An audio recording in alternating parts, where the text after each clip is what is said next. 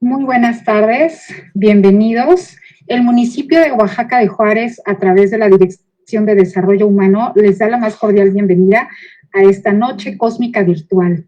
Se encuentran con nosotros las siguientes personalidades. Está la directora de Desarrollo Humano, la maestra Sally Martínez Rasgado. También se encuentra con nosotros la licenciada Gabriela Sánchez Morales, la subdirectora de Educación, Ciencia y Tecnología, y licenciado Jesús Alberto Bravo Vicente, jefe del Departamento de Espacios Educativos. Se encuentra también con nosotros el astrónomo Carlos Aguilar Jiménez, quien más adelante también nos va a presentar a nuestros invitados de esta tarde. Muy bien, bienvenida, licenciada, adelante.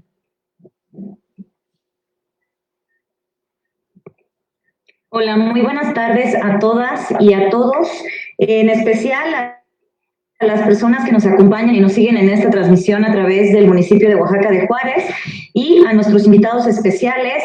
Bienvenido nuevamente, astrónomo Carlos Aguilar, gracias por su presencia y por su compromiso con la ciencia, con los astros y por supuesto con las y los jóvenes y todos los ciudadanos y ciudadanas del municipio de Oaxaca de Juárez.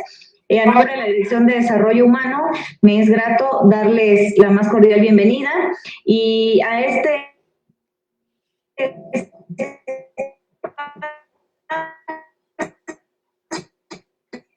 de ciencia divertida, exploraremos la relación que se establece, la visión de lo infinito en el cine y reflexionaremos sobre la importancia de la divulgación científica en el ámbito escolar. Esta tarde nos van a acompañar personalidades como el ingeniero Jorge Olmedo Caballero, que es miembro de la Sociedad Astronómica, y también Alejandro Matías. También nos acompaña Vicente Marcial, que también son integrantes del Club de Astronomía de esta ciudad. Agradezco la presencia de cada uno de ellos y también hacerles llegar los saludos cordiales del presidente municipal, Oswaldo García Jalquín, quien a través de esta dirección ha impulsado estas actividades que van dirigidas principalmente a las niñas, a los niños y a todas las juventudes.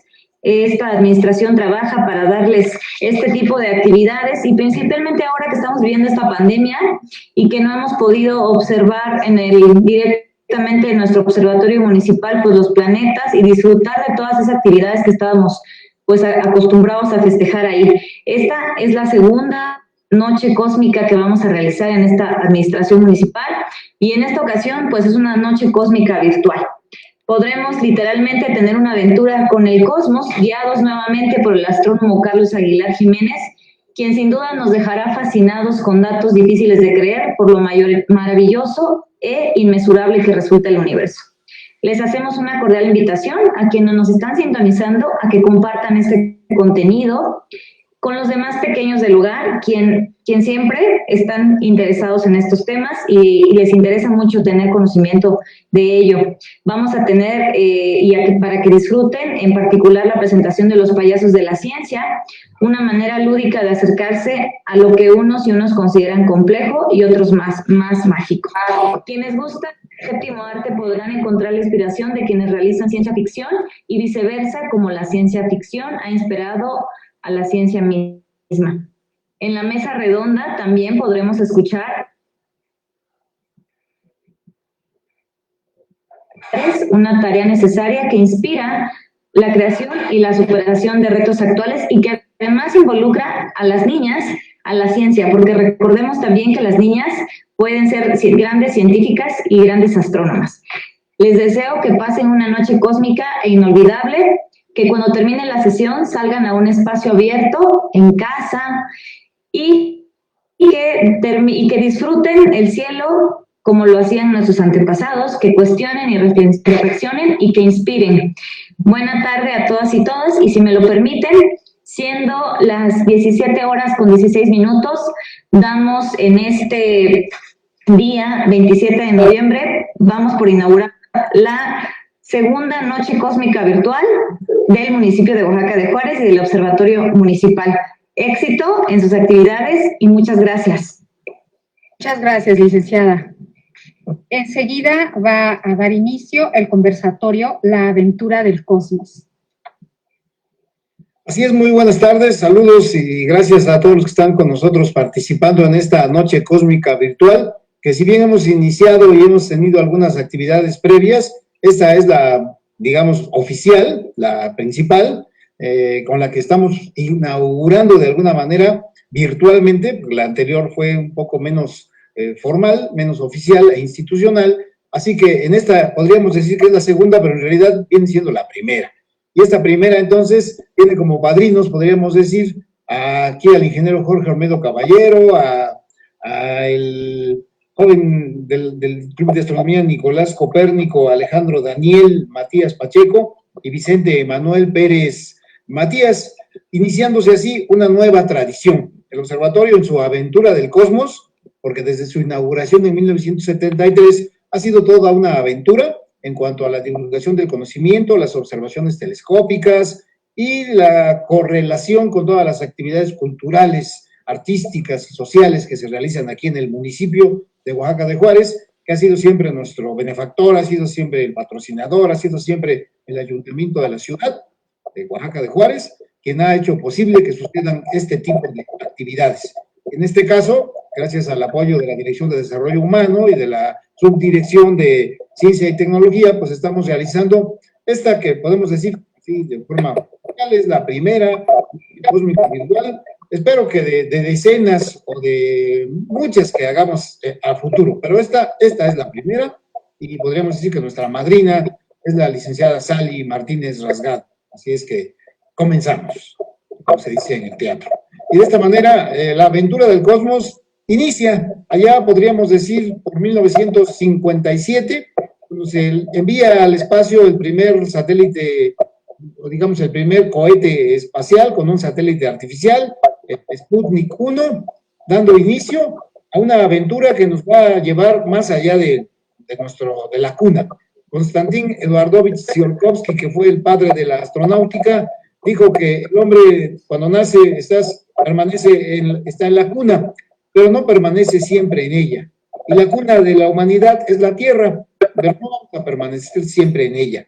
Ya cumplimos 50 años de que fuimos a la Luna, el objetivo ahora es Marte, la aventura del cosmos entonces está iniciando, todavía no tiene ni un siglo, y prácticamente esa incipiente aventura del cosmos que vivimos quienes nacimos el siglo pasado, está ahora en manos ya de una ya crecida, ya desarrollada, ya evolucionada de los jóvenes. Y por eso tenemos en este conversatorio a dos jóvenes, a Emanuel, a Daniel y a Jorge Olmedo Caballero.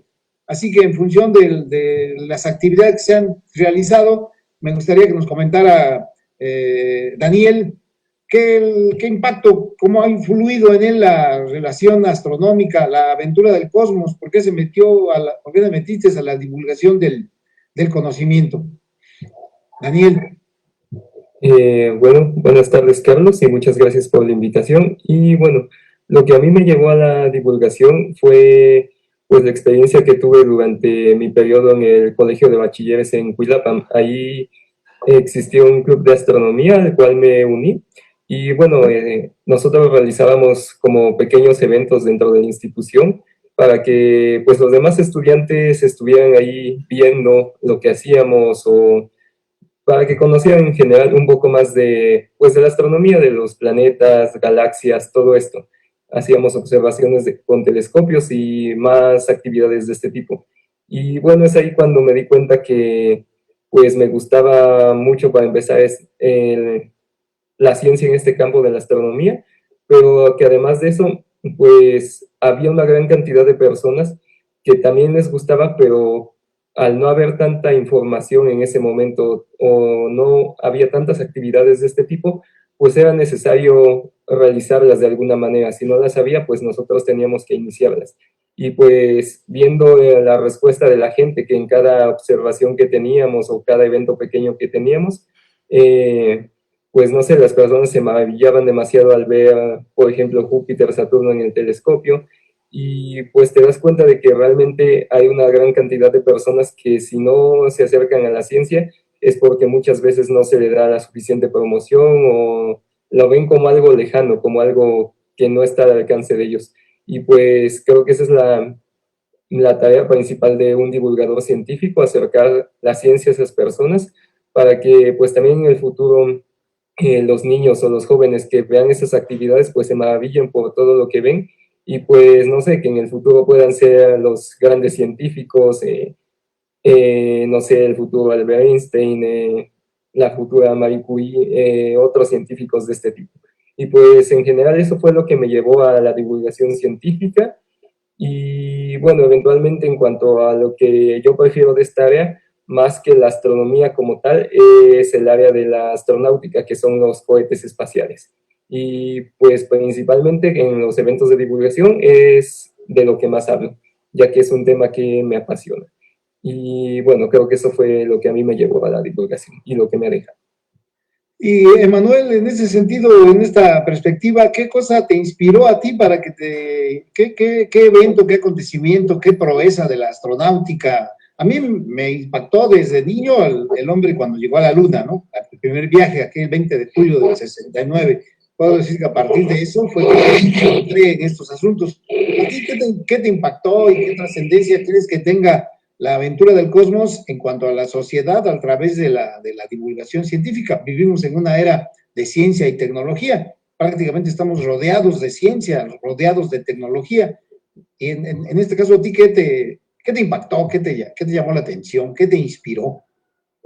Claro, bueno, personalmente lo que hizo que despertara este interés en mí por la ciencia en general fue, recuerdo muy bien que en mi época, por ejemplo, de la primaria, me cuestionaba mucho sobre el porqué de las cosas, ¿no? Las clásicas preguntas de un niño, que por qué el cielo es azul, por qué el agua es transparente, todas estas preguntas que nacen del pensamiento de los niños, ¿no?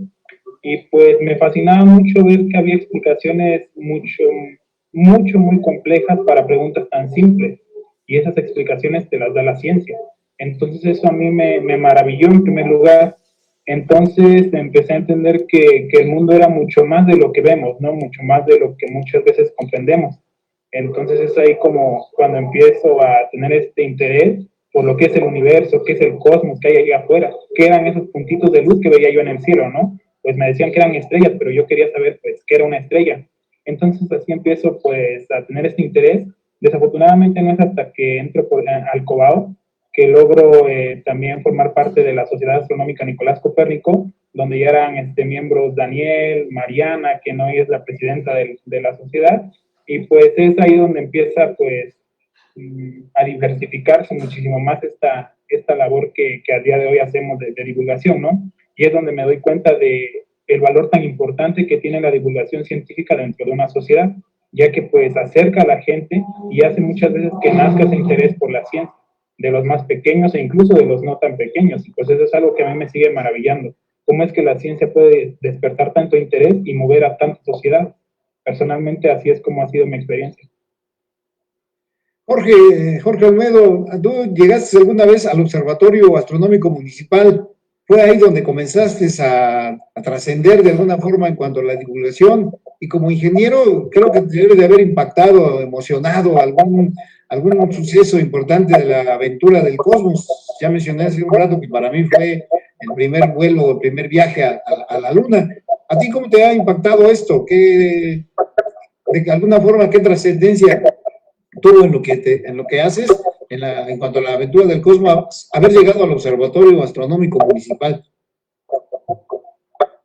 Buenas tardes a todos, saludos al auditorio que en este momento nos está escuchando.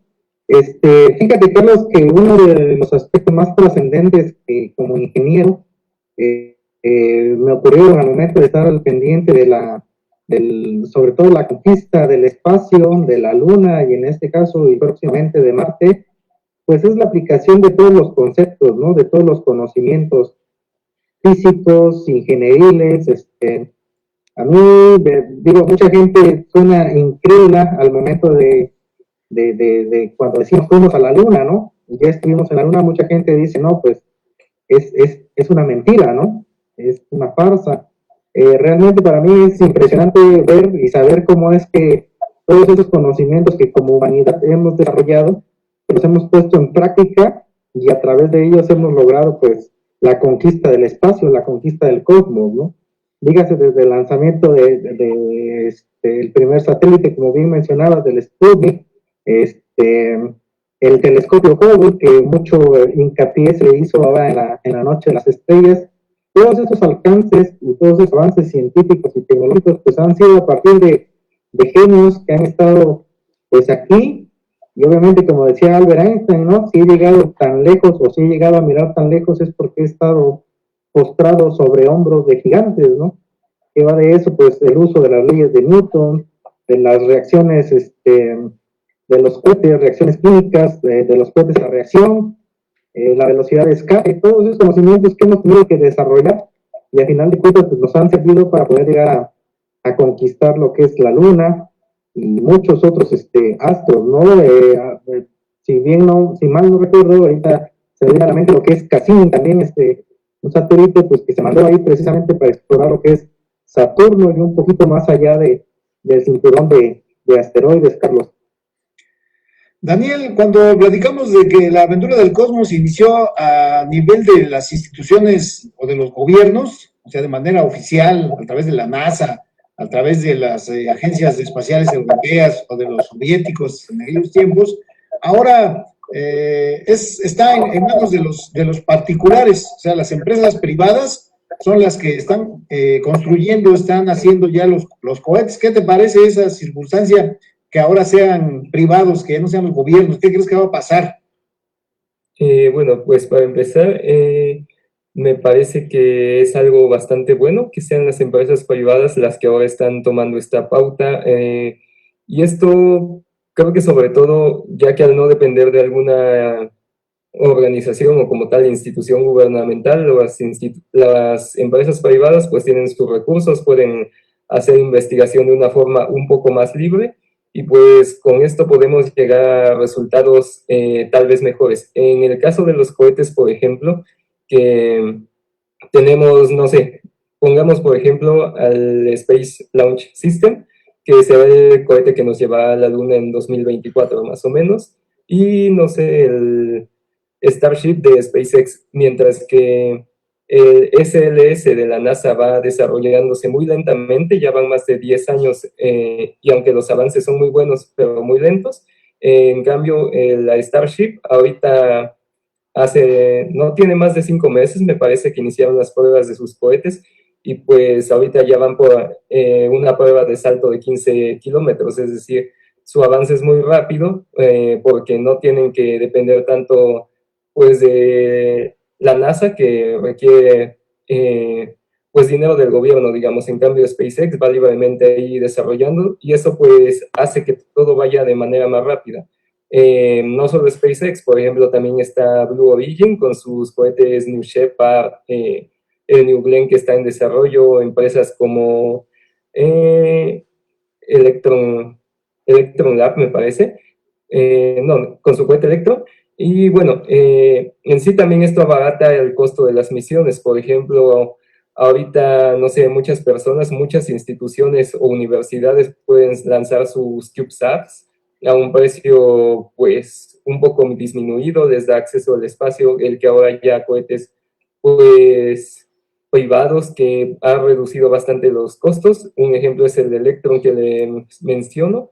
Es un cohete pues para lanzar cargas pequeñas, y pues antes me parece que las universidades era muy difícil que accesaran a estos medios, ya que pues por ejemplo solo la NASA, Roscosmos o la ESA tenían acceso a los cohetes o a la exploración espacial. Y pues esto es lo que, bueno, esa es mi opinión respecto a las empresas privadas. Es muy bueno que ahora ellos sean los que lleven la pauta, disminuye costos, da acceso, un mayor acceso a las personas, y pues también las agencias espaciales pueden depender de ellos ahora.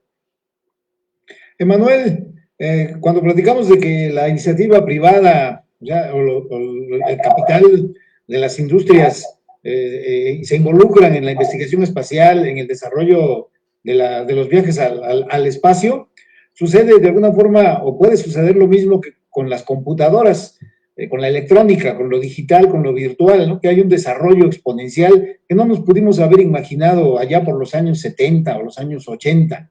Esto está creciendo de tal forma que el futuro ya no es lo que era. O sea, ya la ciencia ficción a veces ha sido rebasada. Tú, en esa perspectiva de joven, de divulgador de la ciencia, ¿crees que lleguemos a Marte durante tu vida? O sea, en el periodo de vida que te quedan, que serán unos 70, 80 años más, ¿crees que lleguemos a Marte? ¿Cómo ves tú esa perspectiva de la aventura del cosmos para las nuevas generaciones? Tú naciste este siglo, creo, o el siglo pasado. Así es, nací en el año 2000 precisamente, a inicio de siglo, y pues yo creo que sí, yo creo que a veces se tacha un poco de algo muy ambicioso, de una meta muy soñadora, esto de lograr expandir las fronteras de la exploración espacial en poco tiempo, pero como bien comenta Daniel, la iniciativa privada muchas veces ayuda a acelerar estos procesos. Se ha visto claramente, por ejemplo, en el ámbito de la exploración espacial, y pues no dudo que con todo este desarrollo por parte de la industria privada, pues muy pronto se pueda hablar ya de viajes interplanetarios, ¿no? De visitas a otros planetas, por ejemplo Marte, que es el objetivo más próximo, ¿no? Y pues así se irá expandiendo toda esta frontera de la exploración espacial. Son metas muy ambiciosas, pero que pues obviamente con arduo trabajo, como se ha venido desarrollando por parte de todas estas instituciones y empresas privadas, pues se puede lograr. Jorge, a nivel educativo, a nivel académico, ¿qué cosa le hace falta o qué cosa necesita México, qué necesita el mundo para poder incentivar, para poder inspirar más a los jóvenes en cuanto a la ciencia? Ya sabemos que de niños, pues la mayoría quisimos ser astronautas. O sea, yo de niño quería ser astronauta. Mi esposa también de niña quería ser astronauta y todos mis amigos, eso queríamos hacer. O sea, el conocimiento del espacio y los viajes espaciales nos inspiró para ellos. Jorge, entonces, ¿tú qué crees que pueda hacer lo que nos haga falta para que nos inspiremos más y haya más muchachos, más estudiantes buscando el conocimiento a través de la inspiración científica? Bueno, yo considero que la divulgación científica, ¿sí me escuchan? ¿Sí me oyen? Sí, te oímos. Correcto. Considero que la divulgación científica es un trabajo arduo que se tiene que llevar a cabo y sobre todo separar un poquito o dejar de lado la parte de que se considere que la astronomía es únicamente para gente con cierto poder adquisitivo, ¿no? Gracias a la divulgación científica, pues hemos logrado llegar a tocar puertas de finalmente lugares donde creíamos que no era posible, ¿no? Entonces, finalmente yo lo que considero es seguir con la divulgación científica y obviamente pues a las personas que no les gustan un poco las matemáticas, la física, pues digo, es la parte fundamental que requieren y que necesitan, pues sobre todo para empezarse a vincular con esta cuestión de la astrofísica. Al mismo tiempo, yo considero que se necesitan más espacios, más foros, más lugares donde precisamente las personas puedan acudir y precisamente este conocimiento ya no sea único y exclusivo, ¿no? Sino sea de manera generalizada, que todos puedan tener acceso a él. Afortunadamente ahorita a través de redes sociales y la pandemia nos está dando una opción o una alternativa precisamente de seguir acercándonos a más personas. Lo único que falta también es un poquito de inquietud por parte de las personas que no dejen de sorprenderse, que no pierdan la capacidad de asombro y que finalmente eso va a ser un incentivo muy fuerte pues para que sigan ellos de alguna manera pues motivándose y acercándose a las actividades que hacemos como es la divulgación científica y astronómica, ¿no? ¿Cómo te imaginas, Daniel, el viaje a Marte? O sea, está muy lejos, son varios años los que se necesitan para llegar con los cohetes que actualmente tenemos. ¿Cuáles crees que sean los retos más importantes, lo más difícil a lograr en esta aventura del cosmos, en esta perspectiva que tenemos de llegar al planeta Marte en tiempos de la vida de ustedes? Quizás yo ya no llegue a verlo, pero estoy seguro que ustedes sí. Pero ¿cómo te imaginas esa aventura? Bueno, pues comenzando con los retos, creo que el principal por ahora es desarrollar un cohete lo suficientemente potente que pues nos logre llevar a Marte, que tenga la capacidad de, pues sí, sobre todo de llevar la carga o todo lo necesario, ya que pues esto es bastante complicado, no sé, tomando el ejemplo de Elon Musk y el cohete Starship, pues ellos básicamente lo que están haciendo ahorita es buscar una forma de que el combustible para el cohete se pueda obtener en Marte. Y bueno, creo que ese es uno de los ámbitos que nos llevará pues a tener éxito o no, el utilizar los recursos del planeta al que se va. Por ejemplo, pues para el Starship se está buscando utilizar metano porque pues he encontrado que en Marte este elemento está presente y pues eso ayudaría demasiado ya que no sería necesario estar llevando continuamente pues los tanques para que funcionen los cohetes. También pues yo creo que esta sea, bueno, habrá como una nueva carrera espacial, pero como ya mencionaron antes, o como ya mencionó antes, esta vez será entre las empresas privadas, y pues sobre todo eso, creo que no sé si para esta década se logre, pero seguramente se logrará en la siguiente. Los avances tecnológicos van bastante rápidos, tenemos ahora ya, no sé, computadoras muy avanzadas que nos permitirán controlar el cohete, todo esto, de una forma más precisa. Ya se tiene investigación pues avanzada, se han enviado rovers, demasiados rovers a Marte para ir investigando el entorno, todo esto, y me parece que para la siguiente década por lo menos seguramente ya se estará llegando a Marte.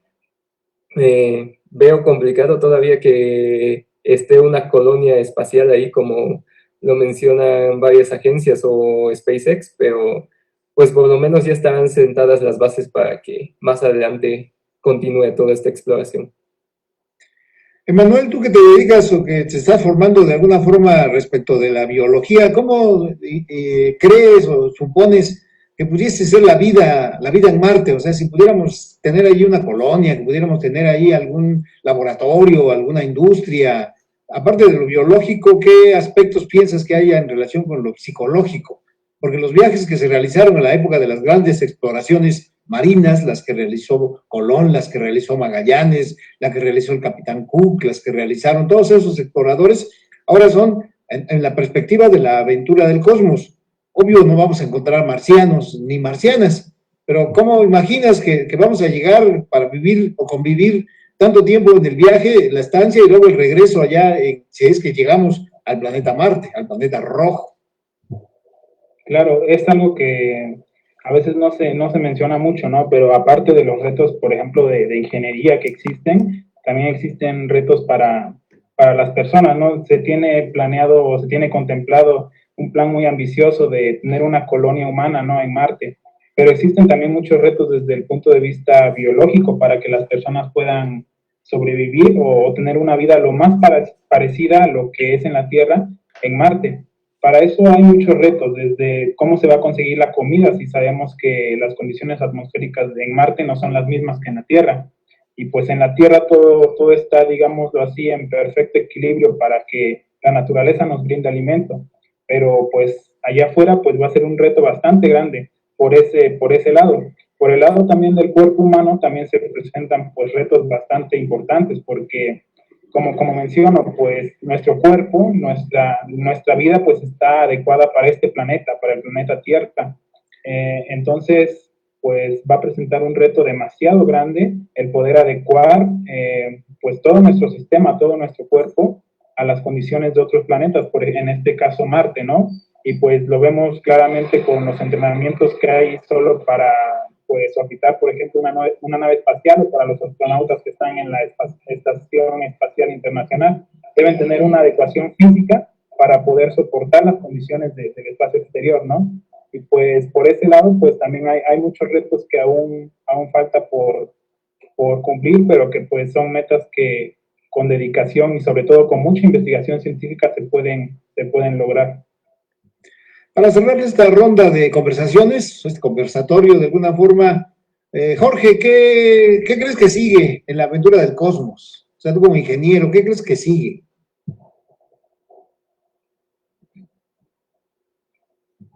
Va a ser muy aventurado, pero pues yo considero que, digo, uno de nuestros próximos objetivos, aunque pues por la inestabilidad que tienen estos planetas, como decir Júpiter, como decir Saturno, de cierta manera pues no hay forma, ¿no? Como en el caso de Marte, que hay, pues tiene condiciones muy similares, ¿no? Está dentro de los planetas que son de Tierra, y finalmente, pues las condiciones en Saturno, en Júpiter, pues no son precisamente las más óptimas, si bien, como lo comentaba Emanuel, simplemente ir a Marte y estar pensando en las condiciones de adaptabilidad del cuerpo humano, situaciones emocionales, psicológicas, pues va a ser difícil, va a ser complicado. Ahora, adaptarse a condiciones aún más extremas, como es el caso de Júpiter, de Saturno, o incluso de planetas más cercanos al Sol, ¿no? Como es Venus, como es Mercurio, pues digo, Marte es nuestro, ¿cómo podemos llamarlo? Nuestro vecino más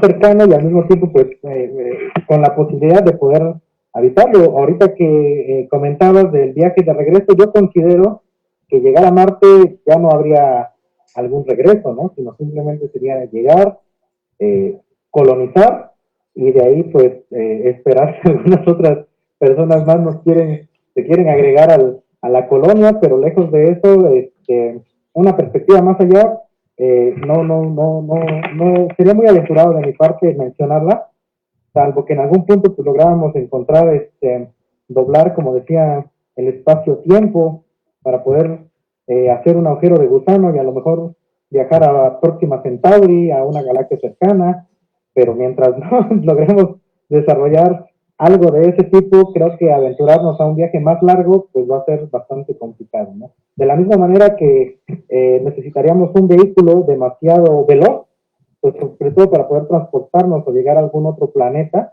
que tuviera algunas condiciones de adaptabilidad para el cuerpo humano.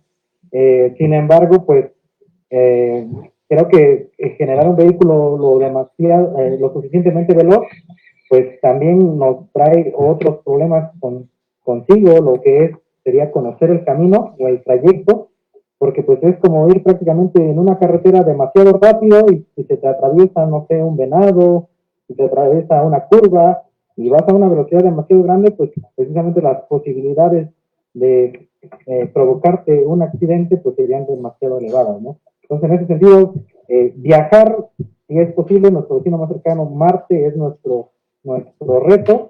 Sin embargo, un viaje más allá o más extenso, yo considero que sí va a ser algo complicado y van a tardar, digo, más que años, a lo mejor décadas o posiblemente siglos, ¿no?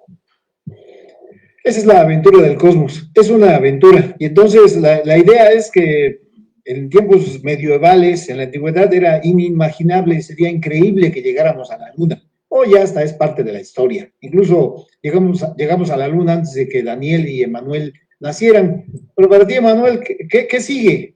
¿Qué crees que sigue en la aventura del cosmos? Ya para concluir.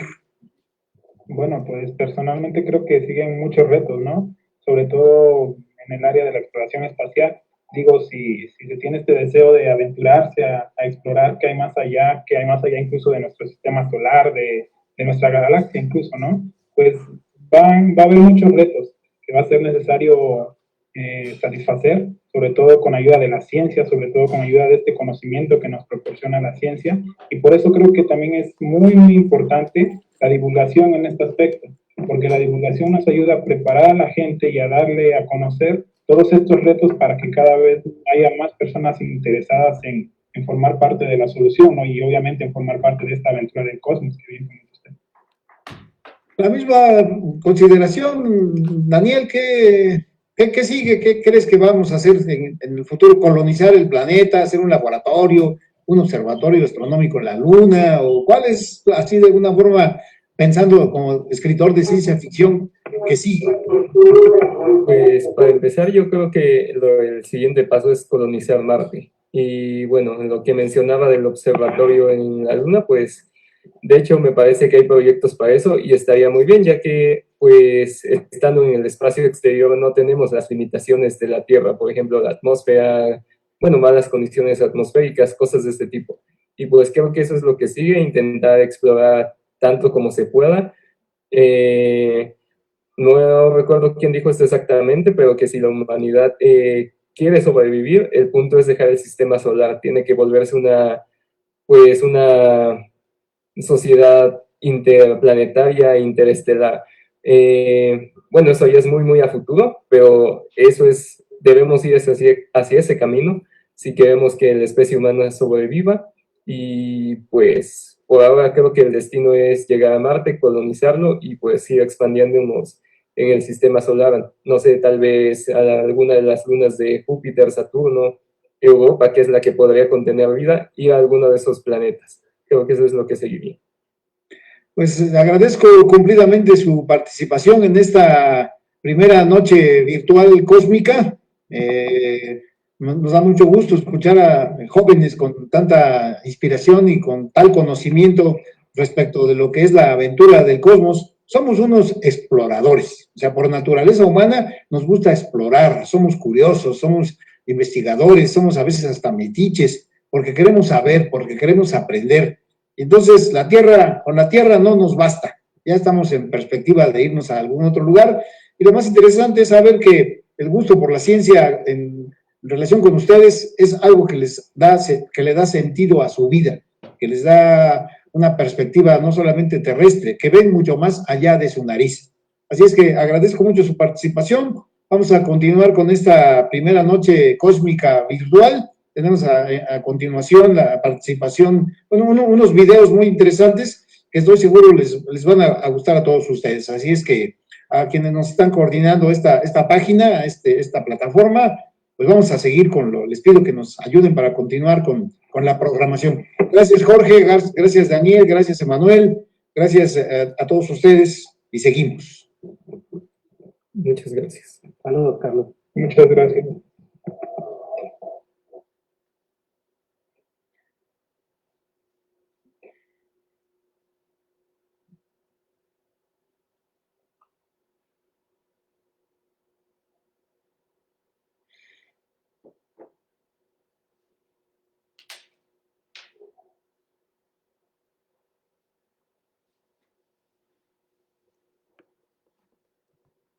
La ciencia no lo sabe todo, pero lo está investigando. Aquí te presentamos 7 incógnitas que aún no ha podido resolver. 7 enigmas de la ciencia.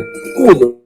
¿Cómo inició la vida? Tenemos una idea bastante clara de cómo la vida ha evolucionado desde organismos simples a otros más complejos, pero aún no sabemos a ciencia cierta cómo se originó la vida misma, o sea, cómo se dio la abiogénesis. ¿Fue a partir del ARN, una molécula autorreplicante? ¿O fueron primero las protocélulas, burbujitas de grasa? ¿Llegó la vida del espacio exterior? Otra hipótesis propone que la vida se formó mucho antes, poco después del Big Bang. Hay montones de modelos posibles, pero todos concuerdan en que hubo evolución molecular como lo propusieron Oparin y Haldane en 1924. 2. ¿Qué es la materia oscura? No es una clase que impartía el profesor Snape en Hogwarts. Los astrofísicos han notado fenómenos curiosos. Por ejemplo, la velocidad en la que se mueven las estrellas de la galaxia solo se podría explicar si tuviera más estrellas de las que realmente tiene. ¿Hay por ahí materia invisible? Aunque nadie la ha detectado porque no emite luz ni ningún otro tipo de señal, se infiere que la materia oscura debe existir, porque interfiere con el comportamiento de la gravedad del universo. Se calcula que el 84.5% de la masa del universo es materia oscura. Nadie sabe lo que es, solo sabemos que no está formada por partículas bariónicas como los protones y los neutrones. 3. ¿Qué es la energía oscura? Si el universo inició con una gran explosión, sería de esperarse que las galaxias fueran disminuyendo su velocidad. Pero no, el universo se expande cada vez más rápido, a lo que hace que aumente esta velocidad. Se le ha llamado energía oscura, pero nadie sabe realmente qué es. Podría ser la expresión de la constante cosmológica concebida por Einstein, o los llamados campos escalares, o la energía del vacío conocida como quinta esencia. Lo único de lo que estamos seguros es que de esta fuerza invisible es el 68.3% de la energía del universo. 4. ¿Qué es la gravedad? Newton descubrió las fórmulas que describen su comportamiento. Einstein explicó cómo es consecuencia de que la materia dobla el espacio-tiempo. Pero hasta ahora nadie sabe por qué la masa dobla el espacio-tiempo. La física cuántica describe la actuación de fuerzas que gobiernan el comportamiento de las partículas subatómicas, pero la gravedad aún escapa a las explicaciones. ¿Existe el gravitón? ¿Será posible unificar la teoría de la relatividad con la física cuántica? Quizá algún día lo sabremos. A lo mejor uno de ustedes, nuestras mentes curiosas, lo descubre. 5. ¿Qué onda con la espuma? Piensa en esto. Un líquido es fluido e incapaz de tener una forma fija. Un gas, aún más. Pero si los mezclas, en vez de obtener una sustancia endeble, obtienes una más firme, más cercana a un sólido, la espuma. Una sustancia formada por membranas de líquido que atrapan porciones de gas. Se estima que una espuma de jabón es 95% gas y solo 5% líquido, porque se comporta como un sólido elástico. Se sabe que la espuma se forma gracias a la tensión superficial y las fuerzas de Van der Waals, pero su física aún es incomprendida. Por ejemplo, no hay una teoría que prediga qué tan rígida o viscosa será una espuma a partir del tamaño de las burbujas o de la cantidad de líquido. 6. ¿Los números primos aparecen con un patrón? Los números naturales que solo son divisibles entre uno y entre sí mismos sin producir se llaman números primos. Son primos los números 2, 3, 5, 7, 11, 13, 17, etcétera, etcétera. ¿Hay alguna fórmula que permita predecir cada cuánto aparecerán en la secuencia numérica? La hipótesis de Riemann dice que están distribuidos de una manera regular, y aunque hasta ahora ha resultado cierta, no se ha podido probar. De hecho, hay un premio de $1 millón para quien logre demostrar su validez. ¿Te animas? 7. ¿Qué es el tiempo? Decía San Agustín, ¿qué es pues el tiempo? Si nadie me lo pregunta, lo sé, pero si quiero explicárselo al que me lo pregunta, no lo sé. Parece que no hemos avanzado mucho desde el siglo V.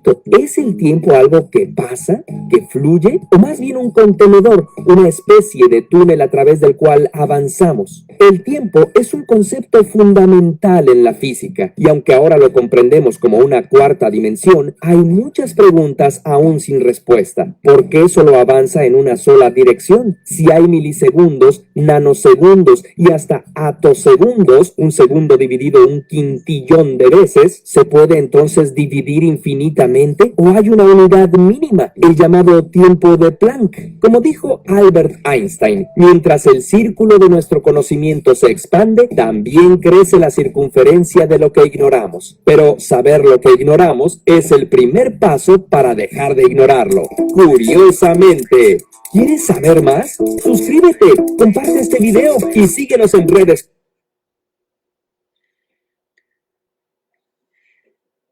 Espero que les haya parecido entretenido e interesante veamos ahora la ciencia.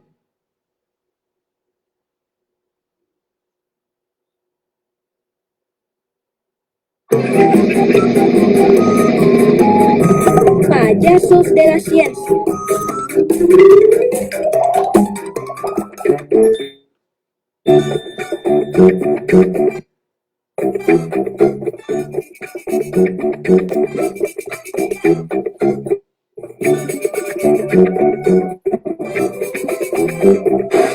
Hola amigos, ¿cómo están? Ya estamos de vuelta. Recuerden, nosotros somos los payasos de la ciencia.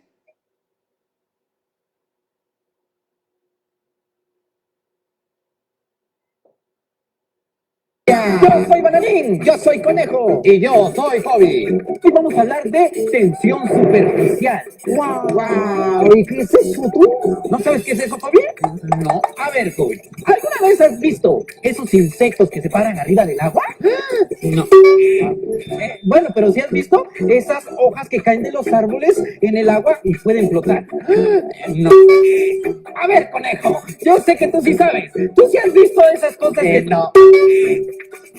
Bueno, se los voy a explicar con este experimento entonces. Y para el siguiente experimento vamos a ocupar los siguientes materiales. Un recipiente con agua, un poco de lavatrastes líquido y un poco de brillantina. Ahora sí, empecemos con el experimento. Por favor, conejo, la brillantina, ponla sobre el agua que está en el recipiente. Perfecto, ahí voy. Rocíala bien, conejo. Ahí está.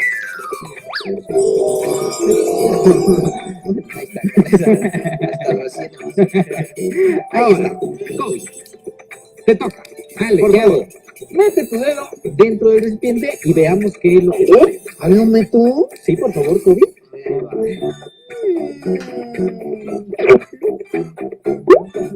Sí, no pasó nada, gracias a que la tensión superficial del agua hace a que la brillantina flote sobre ella. Pero vamos a ver qué es lo que sucede con lo siguiente. Conejo, por favor, agarra un poco del jabón lavatrastes y úntalo en tu dedo. Lo unto en mi dedo. Sí, por favor. Observa lo que va a suceder, Kobe, por favor. Mete tu dedo en el recipiente, por favor. En el recipiente, ok.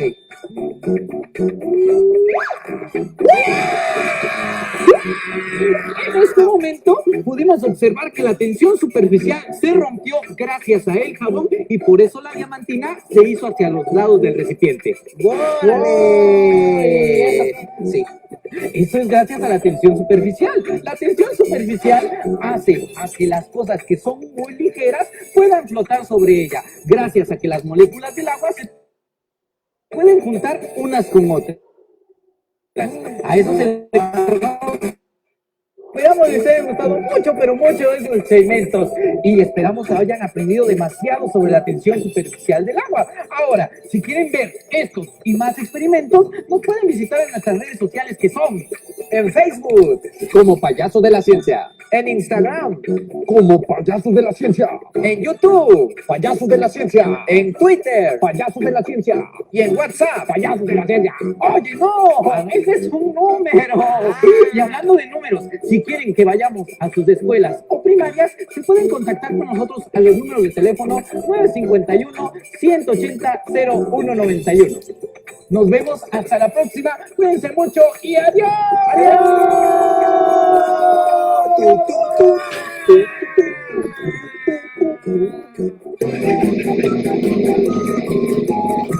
Payasos de la Ciencia.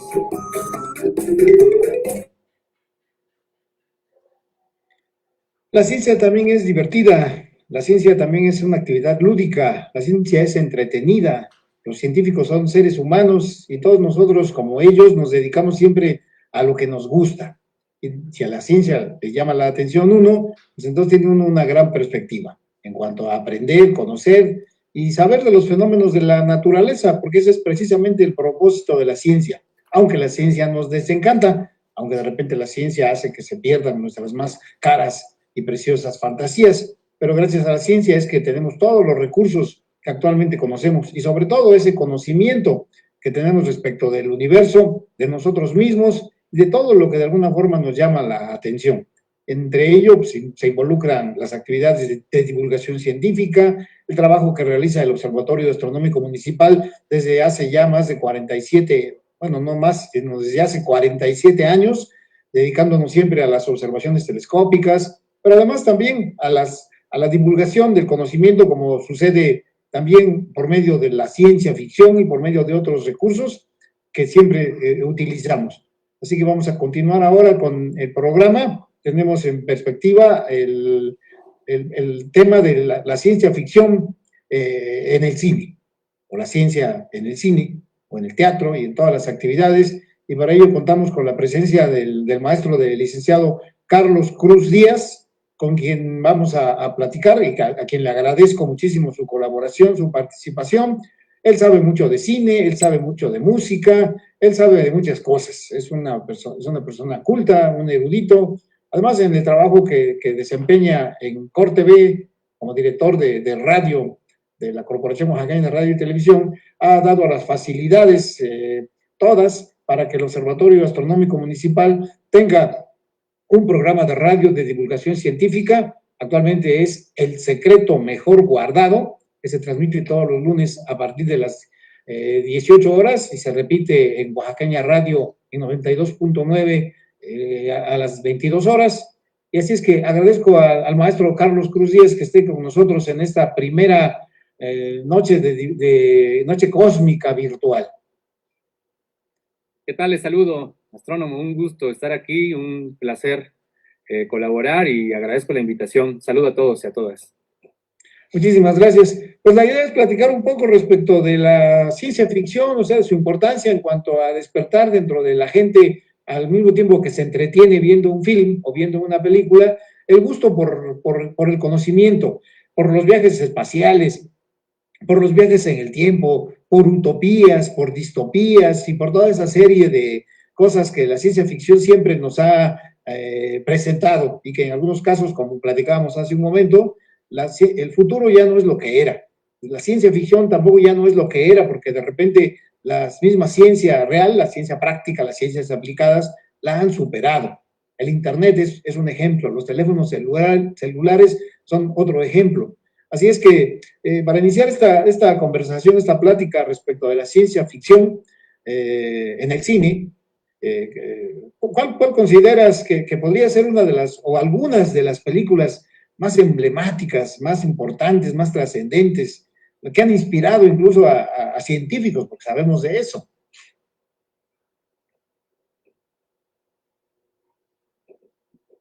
Bueno, yo creo que la humanidad en general ha tenido esa espinita siempre de mirar hacia las estrellas e imaginar futuros distantes, futuros próximos, ¿no? Hubo grandes personajes que inspiraron a muchas generaciones, como el caso de Julio Verne, que fue un escritor que se encargó precisamente de despertar la imaginación hacia eso, hacia la ciencia ficción, hacia el futuro, hacia lo desconocido en ese tiempo. Y yo creo que a partir de esta serie de escritores, pues los cineastas que retomaron el tema, de alguna manera también buscaron la forma de inspirar a la gente, de despertar su imaginación. Para mí, una de las principales cintas representativas más importantes, considero que tiene que ser Viaje a la Luna de Georges Méliès, de 1902, ¿no? Que de alguna manera fue el primer film en donde se hizo un viaje a la Luna, ¿no? Se buscó una escenografía, un genio, el tipo, estamos hablando de inicios del siglo XX, y esta cinta, que dura unos 15 minutos aproximadamente, 20 minutos, pues lo que busca es eso, precisamente, mostrar cómo la humanidad puede ser capaz, a través de una especie de cohete, ¿no? Que se lanza directamente a la Luna, y que se impacta directamente a la Luna. Se pega en un ojo, ¿no? Exactamente, y que a partir de eso se despierta esa curiosidad e imaginación hasta de estos seres lunáticos que viven en la Luna, ¿no? Y que forman parte de esta odisea. Para mí, ese film es totalmente representativo porque marca un parteaguas tanto del cine, pero del cine de género como tal, como de ciencia ficción, un cine futurista que busca despertar ese interés en los viajes, en el futuro, en sociedades distintas, y a partir de eso, bueno, ya toda una serie de cintas en diferentes épocas, pues han sido las que han marcado la línea, ¿no? Tanto, digo, hablando de estos primeros momentos del cine, como esta película que les digo, o como Metrópolis, por ejemplo, de Fritz Lang, pasando por todas las películas distópicas, El planeta de los simios, ¿no? Y demás cintas que a lo largo de la historia lo que han buscado es recrear un futuro distópico en donde los escritores también han tenido mucho que ver, ¿no? George Orwell, Aldous Huxley, etcétera. Ahí tendríamos que mencionar también a Stanley Kubrick. Creo que para mí una de las películas más significativas, ya hablando de mediados del siglo pasado, creo, es la de 2001, Odisea en el espacio. Así es. Sí, Odisea en el espacio, de 1968 es la cinta. Y bueno, igual, ¿no? Este contraste de la evolución humana desde las épocas antiguas, cuando éramos todavía descendientes directos de los primates, hasta pues ya un futuro lejano en el cual el mismo fervor humano se mantiene, ¿no? Esta misma curiosidad se mantiene, y bueno, sí, una cinta que no puede faltar. En esa película se plantea Stanley Kubrick basándose en la novela El Centinela o del mismo nombre, de Arthur C. Clarke, Sí. 2001, una odisea en el espacio, la visión, como señalaste, de los primates. O sea, cuando hablabas también del planeta de los simios, en cuanto a las versiones de los años 70, creo, y las versiones de los años 90 por ahí, o 2000, encontramos a los primates, ¿no? Aquí, en el planeta de los simios, como que ellos evolucionaron después de que la especie humana colapsó por razones ecológicas, por guerras termonucleares. Y en el caso del planeta de los simios aparecen también primates que poco a poco evolucionan y se convierten, y convierte además Stanley Kubrick una escena realmente fenomenal cuando uno de estos primates descubre el arma, un hueso con el que tunde a los otros, y en un momento posterior está golpeando con su hueso, con su fémur, que no sé de qué animal haya sido, de los que estaban por ahí muertos, y sale un fragmento hacia arriba, y con la música y los acordes de este vals, no me acuerdo cómo se llama. Strauss. De Strauss, sí, pero el vals se convierte en una estación espacial. Sí, de hecho, así hablaba Zaratustra, me parece que es la obra, ¿no? Strauss.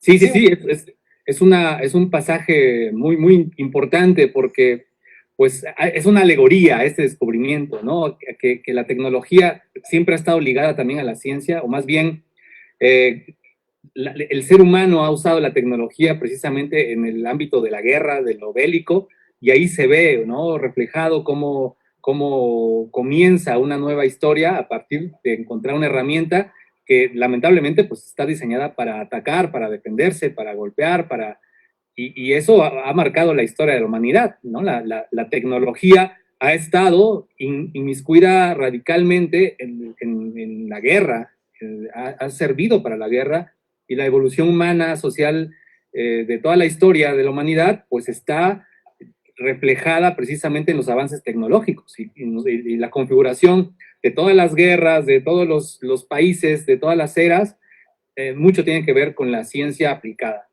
Y en este caso también en 2001 Odisea se habla o se maneja lo que actualmente casi es una realidad, la inteligencia sintética, o sea, la inteligencia artificial, la computadora de a bordo, HAL 9000, se revela, ¿no? Se revela al humano, y también se revela como un descubrimiento, como un avance que vamos a tener, y que de alguna forma ya estamos viviendo, incluso con los teléfonos inteligentes. Entonces, la inteligencia artificial la maneja Arthur C. Clarke, la maneja Stanley Kubrick en 2001 Odisea, y aparte en estas películas de Terminator, que son apocalípticas, pues ahí la misma ciencia, la inteligencia sintética, la inteligencia artificial, pues ya nos gana. ¿Será eso una especie de premonición, una especie de anticipación de lo que le espera a la especie humana narrado en las películas de ciencia ficción? Es que yo creo que es el tema fundamental, ¿no? Los temores se ven reflejados ahí. Definitivamente, conforme la gente, en este caso los grandes pensadores, van observando cómo la inteligencia artificial va reconfigurando la sociedad, va reconfigurando las formas de convivir, de entender a la realidad, pues creo que ese es el mayor motivo, pero también el mayor temor, y eso propicia que haya una infinidad de posibilidades, ¿no? O sea, como bien comenta, creo que hay muchos autores que han hablado sobre ello. Recuerdo también a Isaac Asimov, que creo que la gran fortaleza de su lírica, pues era precisamente la incorporación de inteligencia artificial, ¿no? Ahí serían las películas Yo Robot, por ejemplo, ¿no? Sí, claro, Yo Robot. Con Will Smith. Así es, y bueno, una serie de obras de este prolífico escritor. Hay otra película que recuerdo ahorita que es El Hombre del Bicentenario. Así es, donde salió Robin Williams, me parece, ¿no? Como Robin Williams. Es eso, o sea, básicamente son los miedos reflejados de la sociedad en las posibilidades de los enfrentamientos que se pueden dar a partir del control de la inteligencia artificial, que no es nada descabellado, ¿no? De hecho, los últimos avances científicos pues van fortaleciendo esta posibilidad de que las máquinas tengan su propia su libre albedrío, casi, ¿no? Una autonomía que es realmente de miedo, porque... Y no solamente, y no solamente en cuanto a conocimientos o a respuestas lógicas y razonables desde una perspectiva algorítmica o matemática, sino también en cuanto a sentimientos o emociones. Eso me hizo recordar la película Inteligencia Artificial de Steven Spielberg, que creo también es una película importante. Sí, de inicios del siglo XXI, precisamente en el 2001 fue esa película que se estrenó, y creo que lo que buscaban era eso, ¿no? Era conmover a la gente, porque de alguna manera sí me tocó ver las reacciones de la gente en el sentido de cómo se apropiaba de las emociones de la máquina, de este niño que sustituía al niño original, por decirlo de una forma, y se ganaba el corazón de las personas. Y al presentar esta claridad de las emociones, pues pone a pensar qué son realmente las emociones, ¿no? Si son algo programable o son simplemente, o más bien son algo exclusivamente humano, o qué pasa con esta forma de concebir también a la realidad. Y creo que es muy osado el pensar que las máquinas van a tener o tienen la capacidad de sentir, pero creo que ya entramos en temas incluso filosóficos de lo que serían las emociones, ¿no? Porque sí, porque en las películas de ciencia ficción también se maneja esto. Ya hay una película de Joaquín Phoenix que se llama Her, o Ella, sí, donde él en esa película de ciencia ficción, que yo creo que está sucediendo ya, se enamora de una aplicación. Sí, claro.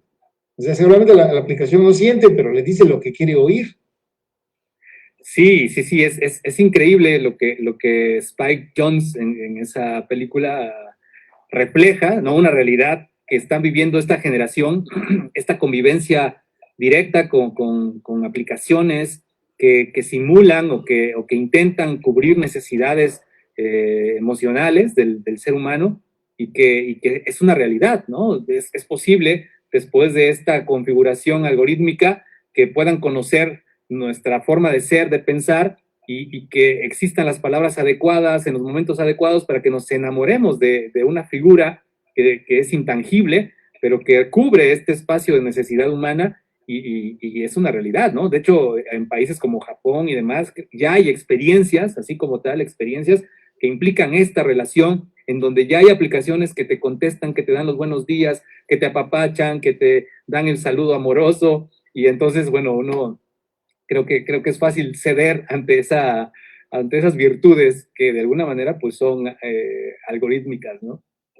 En esa visión, en esa perspectiva, sabemos ahora que las máquinas pueden sustituir de alguna forma el desempeño o la conducta de un humano, ¿no? Encontramos en las películas siempre esos ejemplos. Ahorita me viene a la mente, pensando en películas de ese estilo, alguna que se relacione con esto en este tiempo, o sea, una película emblemática que sea de nuestro siglo, de esta época.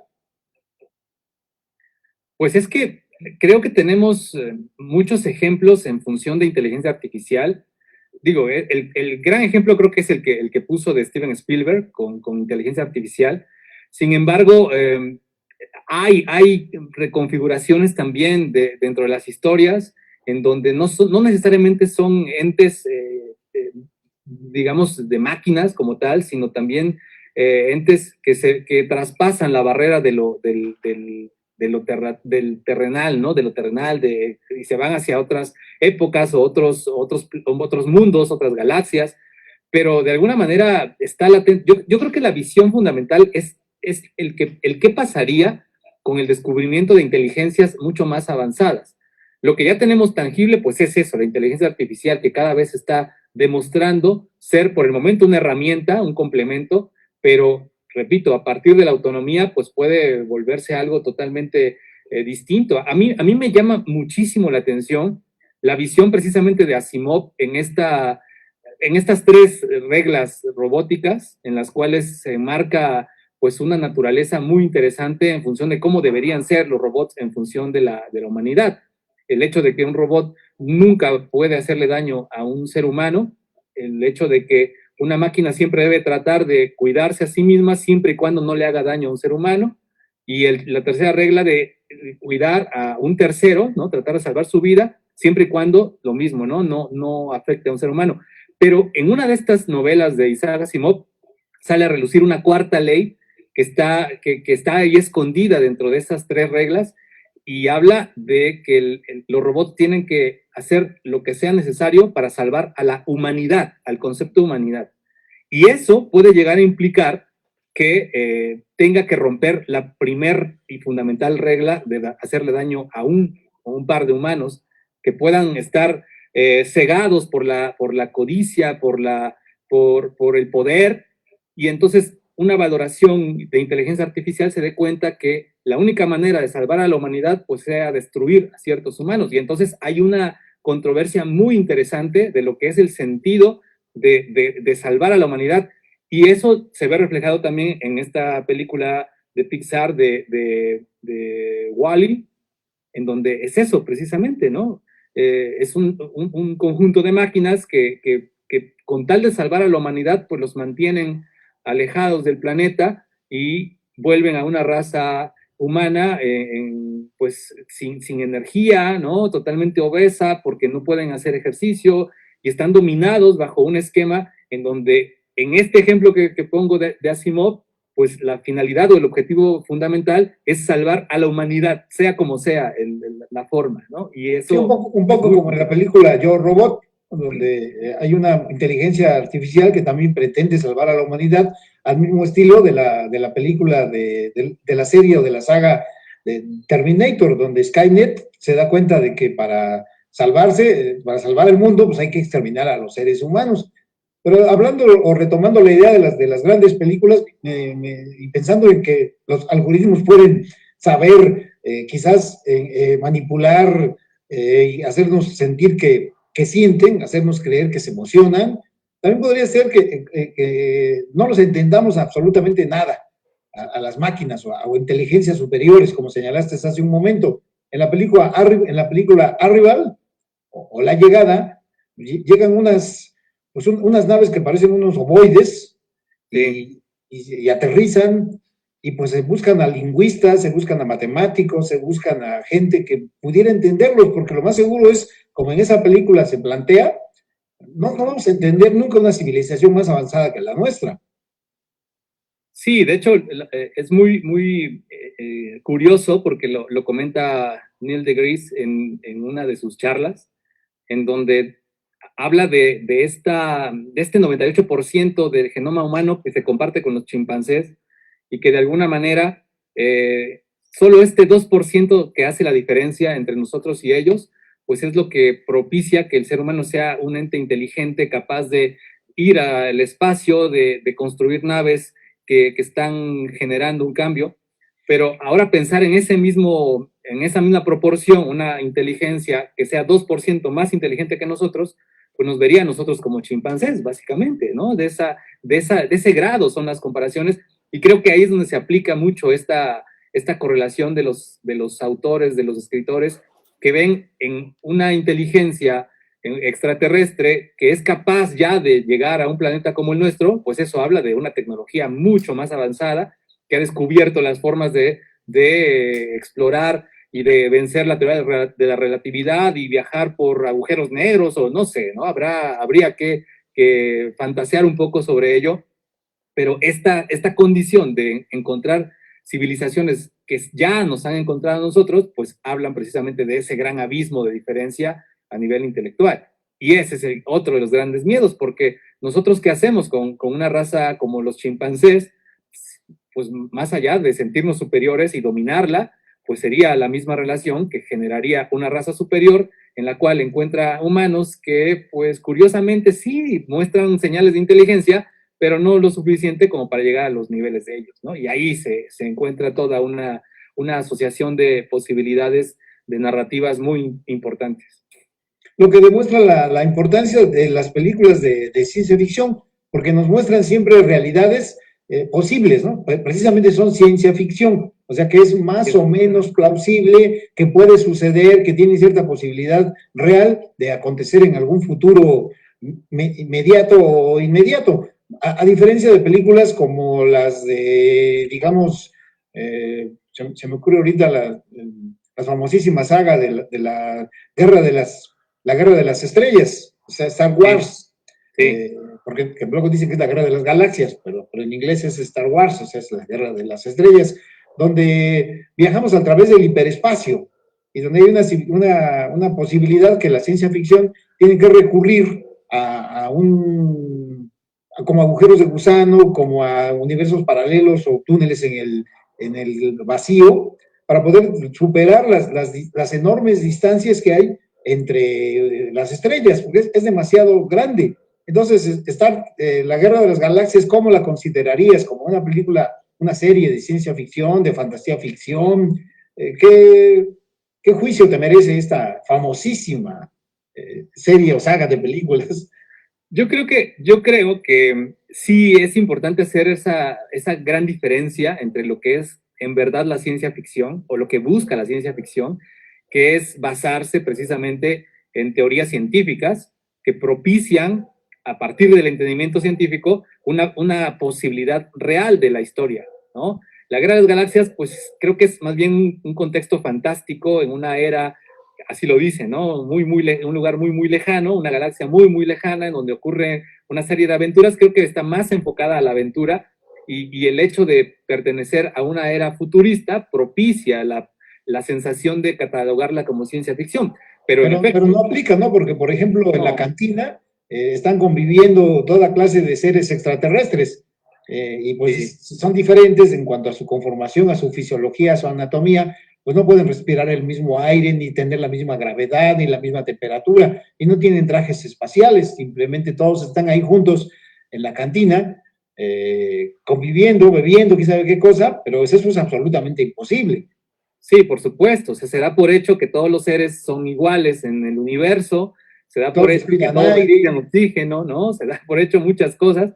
Sí, y así podríamos enumerar infinidad de situaciones. El mismo viaje a la velocidad de la luz, que implicaría pues una desproporción en función de la masa con la energía y la velocidad, que basándonos en teorías científicas, pues sería imposible viajar a tal velocidad con una masa tan pesada, la cual se elevaría al infinito para poder realizar un viaje a la velocidad de la luz, cosas que obviamente generan una controversia, pero por eso ese tipo de películas no están catalogadas específicamente como ciencia ficción, a diferencia de películas como Interestelar, por ejemplo, que de alguna manera tienen unos fundamentos científicos muy interesantes, muy importantes, cuidaron mucho los detalles en la relatividad de la teoría de la relatividad de Einstein, en función de cómo se maneja el tiempo en diferentes lugares, momentos. Creo que ahí es un gran ejemplo en donde sí podríamos hablar de ciencia ficción. Sí, que para mí, en cuanto a perspectiva de películas de ciencia ficción, después de 2001, Odisea en el espacio, no se había hecho una película tan apegada a la ciencia, a la tecnología, a los conocimientos físicos, cuánticos y relativistas, como en la película Interestelar. Ahí sí se muestra realmente lo que es ciencia ficción y de tal forma tan a veces complicada que yo tuve que verla 2 veces para poder trascender y comprender mejor. O sea, el hecho aquí donde llegan a las cercanías de un agujero negro, pues le colapsa el tiempo al protagonista, no me acuerdo cómo se llama, y al final del film, pues resulta que es más joven que su hija. Sí, esa escena creo que es muy reveladora. Creo que es a quienes nos apasiona la ciencia y nos gusta ese tipo de películas, pues creo que es muy impactante la forma en cómo el actor refleja esa desesperación. Lo sabe, porque finalmente es gente que entiende estas teorías y al mismo tiempo esta búsqueda, ¿no?, que tiene este protagonista con intentar conectarse con multiversos, ¿no?, o diferentes universos que están conviviendo entre sí. Es decir, o sea, retoma muchos elementos importantes dentro de la teoría cuántica, de toda la evolución científica de los últimos tiempos, y permite pues disfrutar mucho mejor en escenas en las cuales están bien fundamentadas.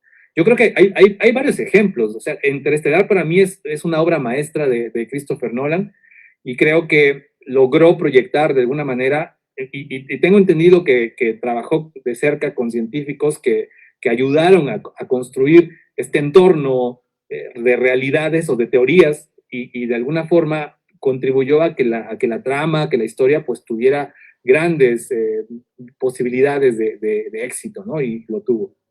Porque ese es un recurso valioso, muy importante en la ciencia ficción. O sea, aparte de los viajes interestelares, intergalácticos y demás, también nos llama mucho la atención, siempre ha sido taquillero, hacer un libro, hacer una película sobre viajes en el tiempo.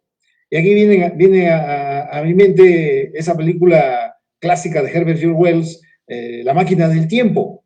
O sea, es un clásico que se ha venido reproduciendo de poder viajar al futuro, hacer una máquina que nos adelante. Lo ha hecho también Steven Spielberg en las películas de Volver al Futuro 1, 2 y 3.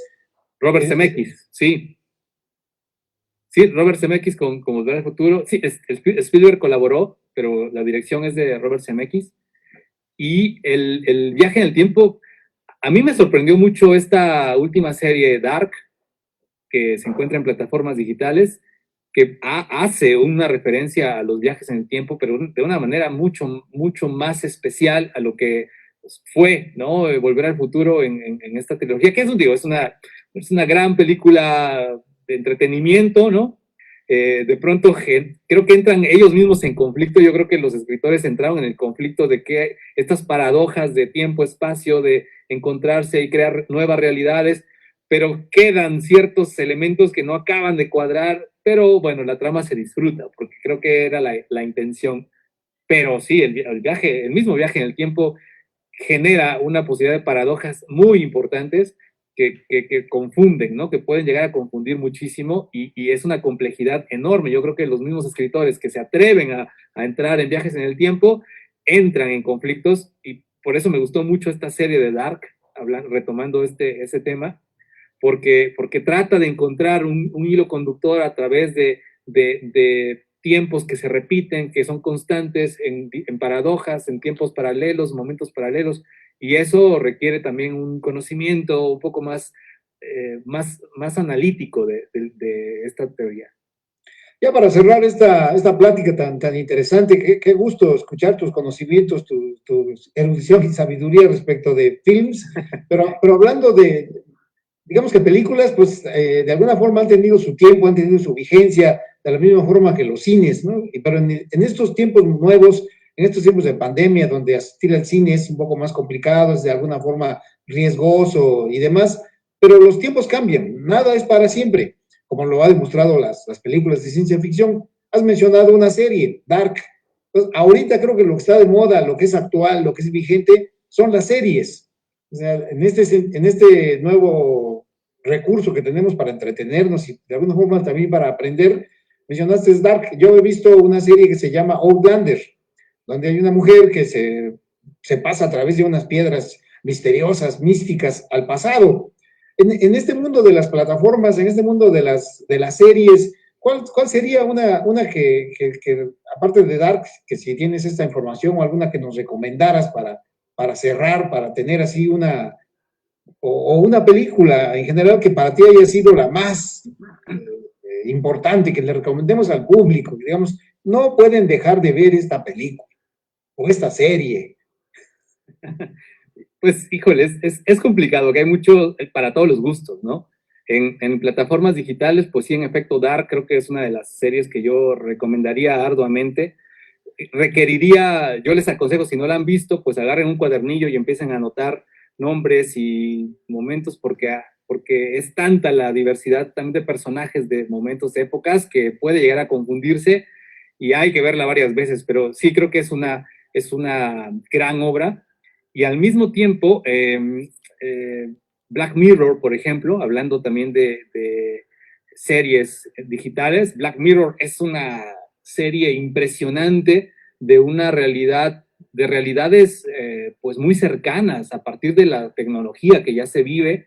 Creo que es una serie muy reflexiva, muy interesante. Cada capítulo cada capítulo es una historia por separado, o sea, se puede ver por separada cada uno de los capítulos, pero lleva consigo una carga profunda de análisis de sociedades en cambios sociedades distópicas incluso, que están ahí presentes en una realidad muy cercana y que de alguna manera estamos acercándonos a ese punto. Entonces, yo creo que ese tipo de series nos dejan un gran sabor de boca porque nos ponen a pensar sobre las posibilidades y creo que ahí está, ¿no? Y digo, en el escenario regular, normal del cine de ciencia ficción, pues hay muchos ejemplos, ¿no? Está, como decíamos, Interestelar, está Gattaca, que es una gran serie, una gran cinta también de 1990. Genéticos. Sí, exactamente, Blade Runner, está, no sé, todas las series de Planeta de los Simios, de pronto hay algunas cosas interesantes, Alien, por supuesto, Contacto, basada en la obra de Carl Sagan, en fin, ¿no? Creo que hay mucho de dónde rascar, mucho de dónde ver, y sobre esa búsqueda seguramente irán encontrando mucho más. Pues muchas películas hay, qué buena plática, qué interesante conversación, pero lo que no hay es mucho tiempo, así es que te agradezco de verdad tu participación, ha sido muy estimulante, muy emotiva, muchísimas gracias y espero que nos encontremos próximamente en alguna otra de las actividades que realizamos en el Observatorio Astronómico Municipal o de las que tú promueves a través de Corte B Radio, entre ellas El Secreto Mejor Guardado, que es un programa de divulgación científica realizable gracias a tu apoyo y a tu colaboración. Así que muchísimas gracias, maestro Carlos Cruz. No, al contrario, muchas gracias por la invitación. Yo encantado de colaborar en lo que podamos y igual, ¿no? Para la divulgación de la ciencia, yo creo que siempre tenemos que intentar abrir los espacios porque es lo que hace y crea el pensamiento crítico en las personas. Pues gracias y buenas noches. Hasta luego, muchas gracias, buenas noches.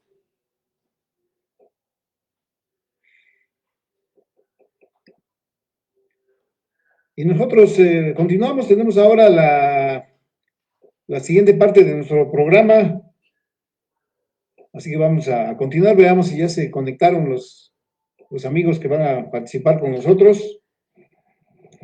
Sí, ya se encuentra con nosotros el ingeniero Jorge y también Mariana Morales, ya están conectados. Continuamos entonces. Estamos en la primera noche cósmica virtual. Este es el inicio de una serie de actividades realizadas por el Ayuntamiento de la Ciudad de Oaxaca de Juárez, la Dirección de Desarrollo Humano, la Subdirección de Ciencia y Tecnología y el Observatorio Astronómico Municipal. Continuamos ahora con una plática, con una conversación respecto de la divulgación científica escolar.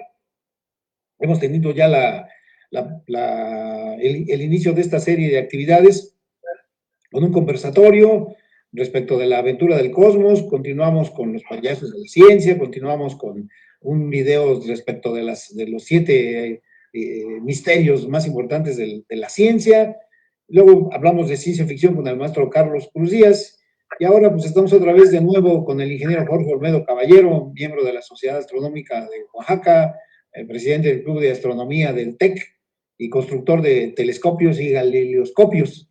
Y también está con nosotros la muy distinguida para mí y especial Mariana Morales, ganadora de varios premios en cuanto a divulgación de la ciencia, estatales, municipales, y también una colaboradora con nosotros en la Noche de las Estrellas, en varios festivales y actividades que realiza el Observatorio Astronómico Municipal. Así es que, y Julio Hernández, también miembro de la Sociedad Astronómica de Oaxaca, astrofotógrafo también, o sea, hay unas muy interesantes fotografías que ha tomado con su equipo, y también es profesor, y lo más interesante es que es profesor de educación preescolar, está con niños pequeñitos, porque Mariana Morales y Jorge Olmedo, pues Mariana con niños de Cobao, de secundaria, de prepa, Jorge con alumnos de carreras profesionales en el TEC, y Julio con niños pequeñitos de preescolar, a quienes les ha llevado la divulgación científica a nivel escolar. Así es que gracias por su colaboración, gracias por su participación. Reconozco cumplidamente que nos apoyen desde donde quiera que se encuentren para poder transmitir un poco de conocimiento a los amigos que nos están viendo y que nos seguirán viendo, porque estas actividades se quedan en las redes.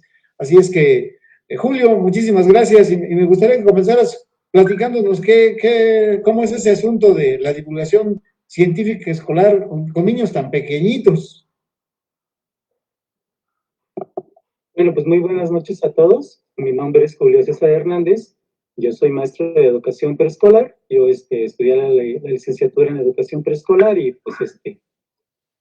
pues bueno, pues hablar de la ciencia en las escuelas siempre nos lleva a buscar las formas de cómo realizarlo. Hay diversos autores de cómo se puede trabajar la ciencia en los diferentes niveles educativos, pero bueno, yo en este caso estoy trabajando con niños de 3 años a 5 años de edad. Sí, son niños muy pequeños que pues no se les puede enseñar de la misma forma como se les enseña a los alumnos de nivel primaria, secundaria, bachillerato, ¿no? O licenciatura. Bueno, pues bueno, para iniciar, primero debemos conocer cómo trabaja el nivel de educación preescolar, ¿no? A lo largo de estos años en nuestro país han existido diferentes programas de educación preescolar, ¿sí? Los cuales se utilizan para poder realizar nuestras actividades dentro de las instituciones educativas. Dependiendo del programa que se ha trabajado a lo largo de la historia de la educación, en educación preescolar se han utilizado diversos programas. Existe el PEP de 1981, el PEP de 1982, el PEP de 1992, el programa de educación preescolar del 2004 y el programa de educación preescolar 2011. Cada uno de ellos, pues, tiene sus diversas formas de trabajo. El último programa que es con el que por lo general se trabaja en el nivel preescolar, está dividido en 6 campos de desarrollo, 6 campos formativos, perdón. Uno de ellos es el campo de lenguaje y comunicación, ¿sí? El otro es el campo de pensamiento lógico-matemático. El siguiente es el campo de socialización y afectividad. El otro es el campo de desarrollo físico y salud. Y el último que tenemos es el del conocimiento del medio natural y social. Bueno, y por lo general en el cual nos centramos para trabajar con los niños, para abordar los temas, es en el campo del conocimiento natural y social, ¿sí? Bueno, pues es más o menos así como se trabaja y bueno, depende. ¿Sí? Pero todo eso es un telescopio. O sea, aparte de los métodos y de los sistemas establecidos a nivel oficial, pedagógico y docente, tú usas un telescopio. O sea, con eso, y además usas el campo, pero el campo estelar. Eso hace que los niños tengan, yo sé, porque lo he visto contigo, un interés mayúsculo, ¿no? O sea, más que lo que nos acabas de mencionar, que es muy, muy importante. Yo sé que donde quiera que tú pones un telescopio, inmediatamente los niños te rodean, y hasta los papás y todos quieren ver, ¿no? O sea, eso también es muy importante. Sí, pues bien, comentándole, pues, la ciencia se trabaja en el nivel preescolar de diferentes formas, ¿no? La ciencia, a veces creemos que para hacer ciencia en las escuelas necesitamos tal vez de tener un laboratorio, tener matraces, tener todo el equipo, ¿no? Que por lo general se cuentan en las licenciaturas de química, de biología, ¿no? Pero bueno, cuando trabajamos en nivel preescolar, lo que hacemos es que utilizamos, si estamos trabajando ciencia, lo que realizamos es utilizar el método científico, ¿no? Tal vez, le digo, cuando se habla de ciencia preescolar, creemos eso, ¿no? Que vamos a utilizar un telescopio, un microscopio y vamos a realizar observaciones. Ciertamente es lo que se realiza, pero bueno, ahorita en este ciclo escolar estoy trabajando con el tema de las plantas, ¿no? Un tema que tal vez, si nos ponemos a analizar, pensarán que no tiene mucha relación con la ciencia, ¿no? Pero si lo retomamos desde un punto científico, utilizando el método científico, pues podemos buscar los pasos que se utilizan, ¿no? Para poder llegar a obtener ciertos conocimientos, y uno de ellos es, el principal que obtenemos es la observación. En nivel, pues, la observación es lo principal que se tiene, ¿sí? La observación, la utilización de sus sentidos para obtener información, obtener datos que ellos después van a utilizar. En este caso, el tema de las plantas surge por una inquietud que tenían mis alumnos, ¿no? Y va muy relacionado con la ciencia, ¿no? Porque tenían la inquietud de por qué algunas plantas se desarrollan más que otras.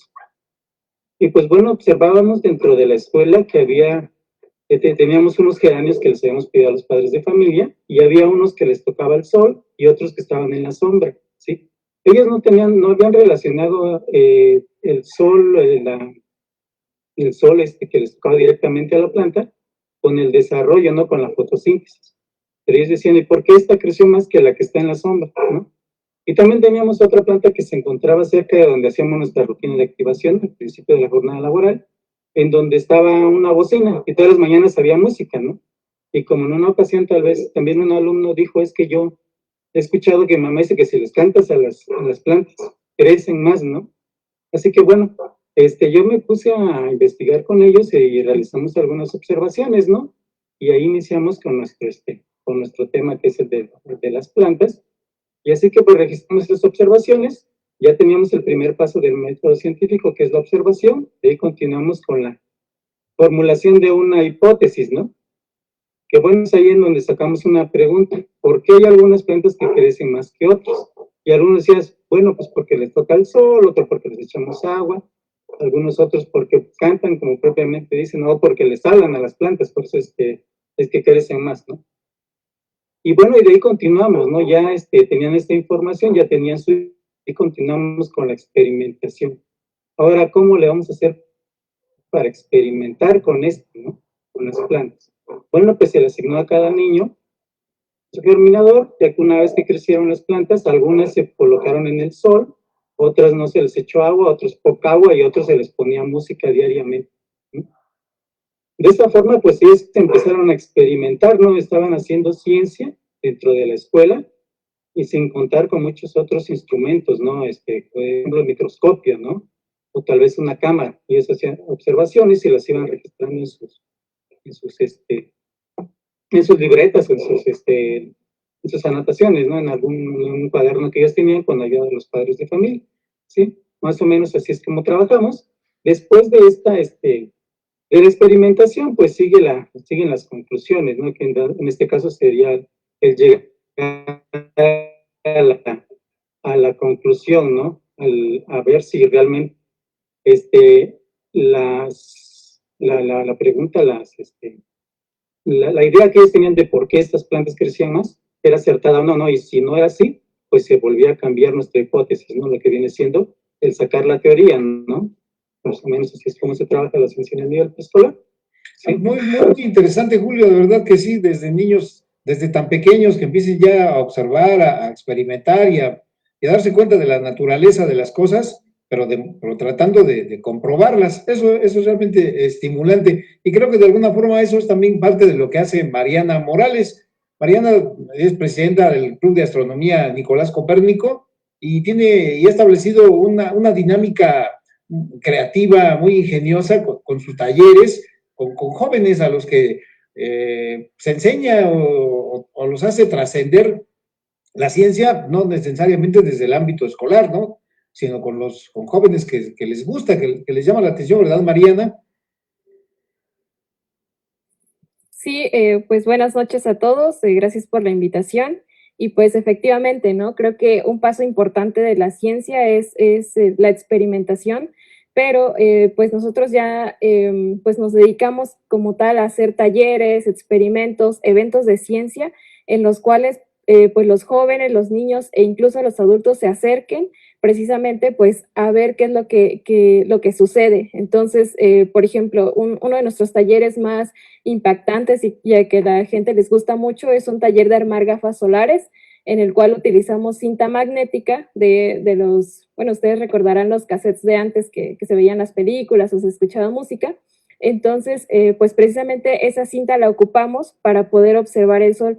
Entonces, ese tipo de talleres son los que nosotros tratamos de implementar para que las personas no solo se queden como con una conferencia, porque claro, las conferencias son muy importantes y nos dan mucha información con términos tal vez científicos, pero yo creo que los talleres, los experimentos y las observaciones con telescopio son la parte fundamental para que las personas pues tengan un acercamiento mayor con la ciencia. Por ejemplo, decía el profesor Julio César que él hacía experimentación con sus alumnos de las plantas, les trataba de explicar pues precisamente el proceso de la fotosíntesis, y nosotros a través de talleres que no duran más de 15 o 20 minutos, pues las personas se llevan un conocimiento mayor. Por ejemplo, tenemos una chica que es de química, que ella lo que hace es extracción del ADN. Entonces, en 5 minutos tú ya extraes tu ADN y te lo llevas a tu casa. Entonces, ese tipo de talleres tratamos nosotros de implementarlos para que pues más personas, los jóvenes, niños, estén más en contacto con la ciencia. Pero ¿qué es lo más importante para que sea atractivo, para que los muchachos, los jóvenes, los grandes, se acerquen a un taller? Porque generalmente ven ahí a jóvenes como tú, como tus compañeros, que dirían, bueno, ¿y estos qué van a saber, no? O sea, tienen que tener ustedes tú eres una anomalía, eres alguien extraordinario, especial. O sea, desde aquí, al rato te preguntaré qué cosa fue lo que te impulsó hacia la ciencia. Pero ¿cómo haces para que los jóvenes se acerquen? Porque yo los he visto en la Noche de las Estrellas, en los talleres cronistas, en otros lugares, siempre llenos de gente ahí alrededor, hasta haciendo fila. ¿En qué consiste eso? ¿Cómo haces tú? Que eso deberían de hacer todos para llamar a la gente a la ciencia. Pues es muy curioso lo que menciona, porque, bueno, en un principio igual, pues como menciona usted que somos jóvenes, precisamente nos tocaba ocasiones en las que personas ya mayores llegaban y decían, y ustedes tienen, no sé, 15, 16, 18 años, ¿qué van a saber ustedes de ciencia y qué nos van a transmitir? Pero ahí entra lo curioso, que nosotros pues precisamente tenemos ese amor por la ciencia, por el conocimiento, por la astronomía, y todo ese entusiasmo que a nosotros nos llena de saber más, pues justamente lo queremos transmitir a las personas. Entonces, en los talleres que nosotros impartimos, pues tratamos de que todo lo que tengamos en la mesa pues sea bastante interesante, que llame la atención. Por ejemplo, una simple caja lo convertimos en una forma de poder observar las fases de la luna. Entonces la decoramos, colocamos las diferentes fases con una lámpara y listo. Y las personas se quedan asombradas porque aparte de que vean a través de una caja, que simplemente es una caja que tú pudiste reutilizar de donde guardabas tus zapatos, pues nosotros les explicamos precisamente qué es lo que están observando y las aplicaciones como tal en la vida real, ¿no? Cómo es que funcionan las fases de la luna y entre otras explicaciones de diversos talleres. Entonces, yo creo que ese entusiasmo que a nosotros nos da y que nos dio desde la primera vez que nos interesamos por la ciencia, pues precisamente eso es lo que queremos transmitir. Y quizá pues por eso es que se acercan las personas a nosotros, porque nos ven que realmente nos gusta lo que hacemos. Lo que dice Mariana Jorge Olmedo es realmente impresionante, o sea, al hacer las cosas porque realmente te gusta. A ti en tu nivel profesional con alumnos de licenciatura que tienes, seguramente que los has impactado, los has hecho que se emocionen porque la constante principal, creo, la condición fundamental es que el maestro o el divulgador lo disfrute. ¿Crees que eso es más importante o qué trascendencia crees que tiene eso?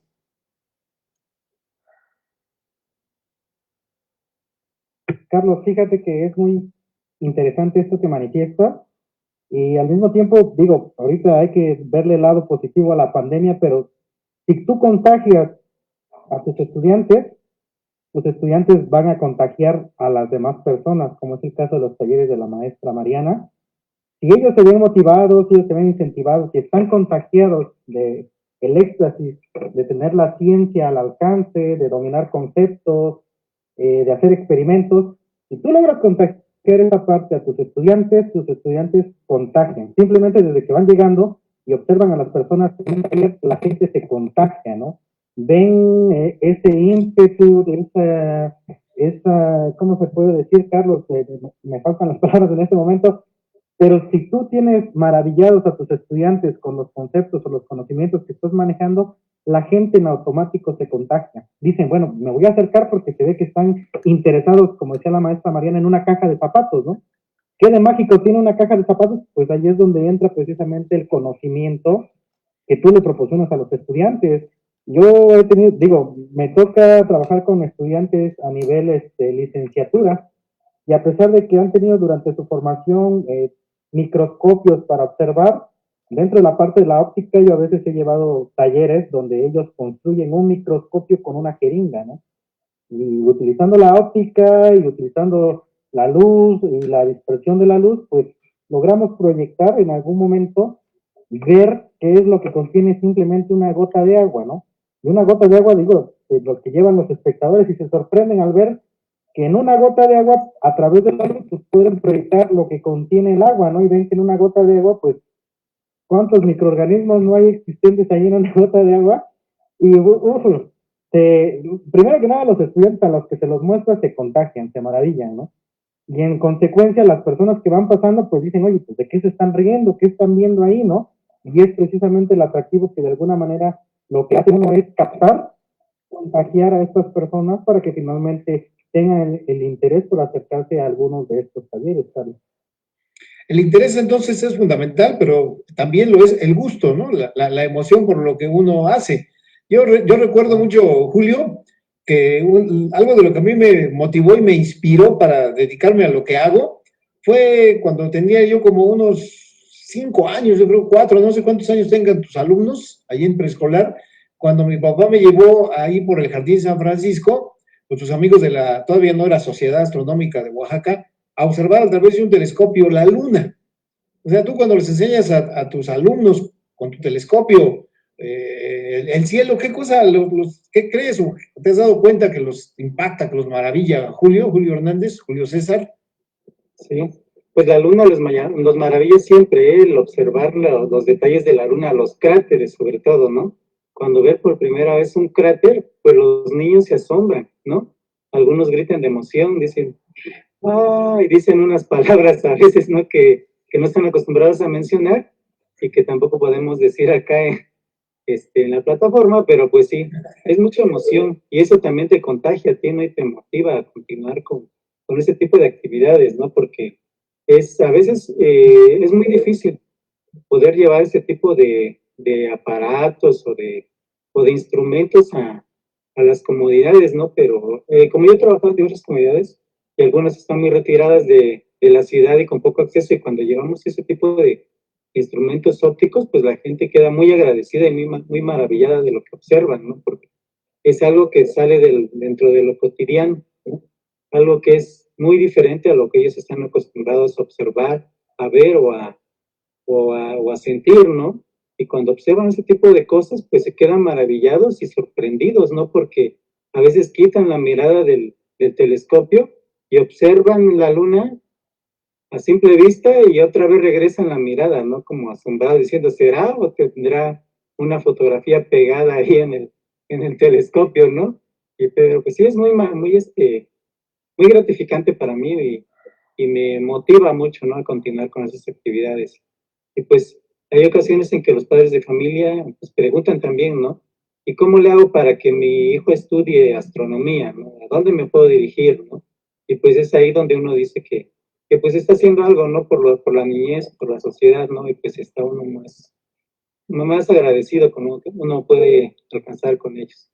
¿Qué trascendencia piensas entonces que tiene el tener un telescopio en una escuela? Y yo sé que el gobierno del estado, el CONACYT, tuvo un programa hace algunos años que se llamaba Del Aula al Universo, y luego otro que se trataba de darle un telescopio a cada escuela.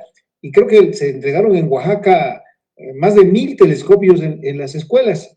Entonces, la importancia de tener un telescopio, o de tener un microscopio, o de tener un vivero ahí para las plantas, como dices de hace un rato, es fundamental, pero la importancia es que el maestro, en este caso tú, o Jorge, o Mariana, pues lo sepan utilizar, ¿no? O sea, y además sepan contagiar, infectar al alumno, ¿no? Eso es importante. Sí, es muy importante, aunque tengamos los instrumentos en la institución, si no se pueden utilizar, si el personal que se encuentra ahí no tiene el interés o no sabe cómo se utiliza, pues no nos va a servir de nada. Muchas veces se queda ahí dentro de la bodega y no se utiliza, ¿no? En nivel preescolar no he conocido alguna escuela donde tengan telescopio a cargo de la institución, pero en la secundaria sí. ¿Tú tienes el tuyo y lo llevas? Yo he llevado el mío, pero sí me lleva la sorpresa de que uno lleva el instrumento y a veces en la plática dicen, es que ahí en la bodega tenemos uno y nunca lo armamos, ¿no? Y se queda uno así como que con ese deseo, ¿no? De decirles, bueno, si ustedes lo tienen, utilícenlo, ¿no? Y ya le hago la recomendación de que se pueden dirigir al observatorio o a las sociedades de astronomía de aquí de Oaxaca para pedir asesoría de cómo utilizarlos, ¿no? Porque muchas veces es que no sé cómo se utiliza. Pues se va a aprender a utilizar, pues utilizándolo, ¿no? Mínimo armándolo, ya van a saber al menos de qué piezas está constituido su equipo, ¿no? Pero sí es muy importante que pues los maestros sepan cómo utilizarlo para que se puedan sacarle provecho a ese instrumento, ¿no? Que es muy valioso. Sería muy importante entonces, como trabajo de tesis, Mariana, que se presentara un trabajo respecto de la importancia de un telescopio en la educación y en la divulgación de la ciencia para que los jóvenes se dediquen a alguna carrera científica. Sería un tema bastante interesante. Yo creo que sí hace falta, a lo mejor y alguien sí lo pensó, tal vez no lo llevó a cabo, pero pues si hablamos de astronomía, pues precisamente, ¿no? Tener un instrumento con el cual las personas puedan experimentarlo, puedan ver pues los fenómenos astronómicos como la Luna, Júpiter, es bastante interesante. Yo recuerdo que la primera vez que vi Saturno fue porque un compañero organizó como una velada astronómica en un bachillerato. Entonces nos comentó como a las 2 de la mañana, no, ¿qué creen? Fíjense que Saturno va a salir como a las 4 de la mañana.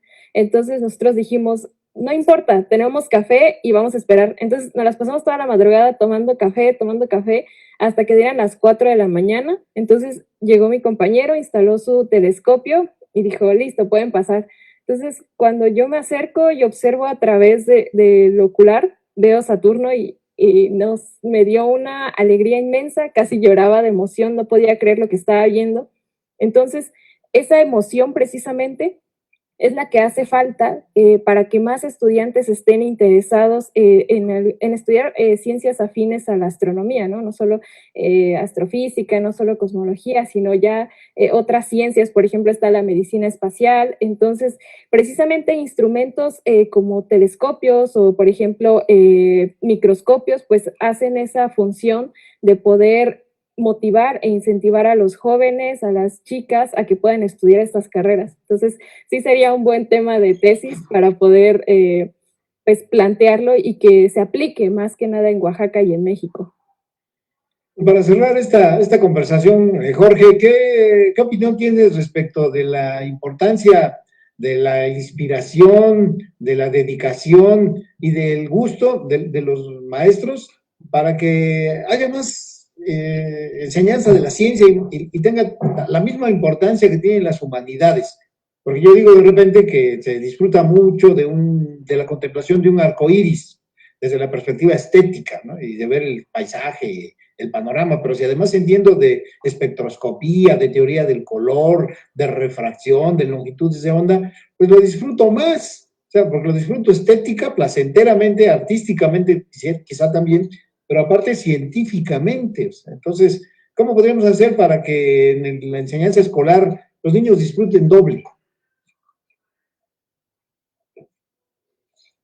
Pero, Carlos, es la pasión, el empeño que pone uno. Dijeran, voy a sonar un tanto romántico en esta tarde de viernes, pero es el corazón que tú le dediques o la esencia que pongas en el empeño de algo que decidas realizar.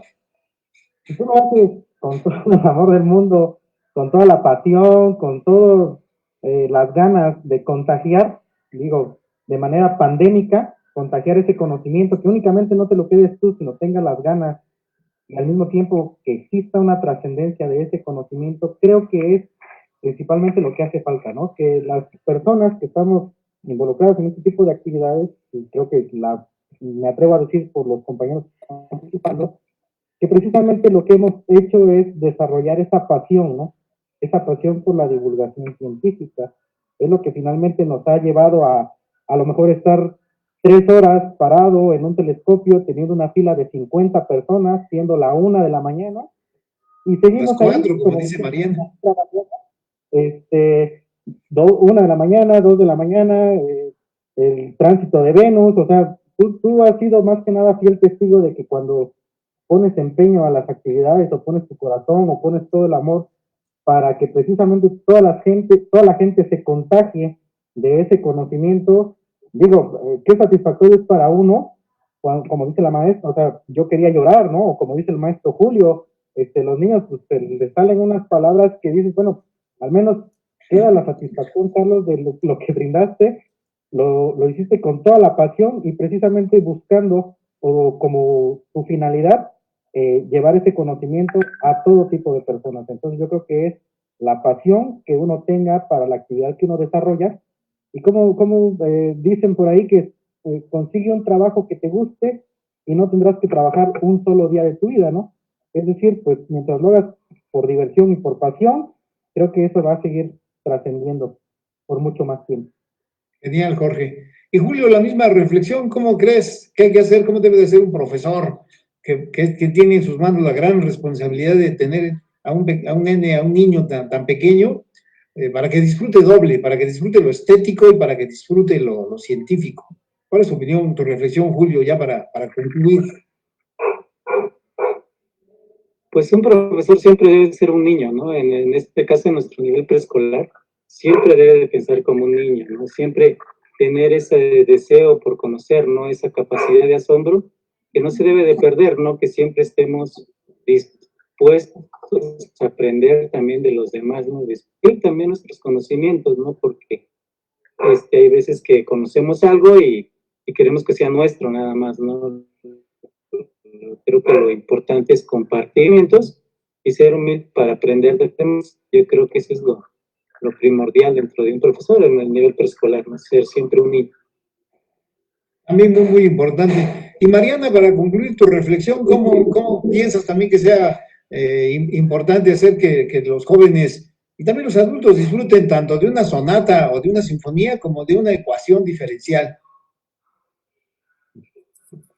Pues es una pregunta bastante interesante y yo creo que pues sería, como han dicho ya los profesores aquí, disfrutarlo, ¿no? Por ejemplo, me tocó justamente el año pasado coincidir con ustedes en el observatorio, en donde antes de un conversatorio, pues precisamente se tuvo un deleite de poemas, no recuerdo ahorita el nombre de la maestra, pero Judith Ruiz, la maestra, que pues precisamente nos deleitaba con sus poemas sobre el cosmos, sobre el amor, todo eso.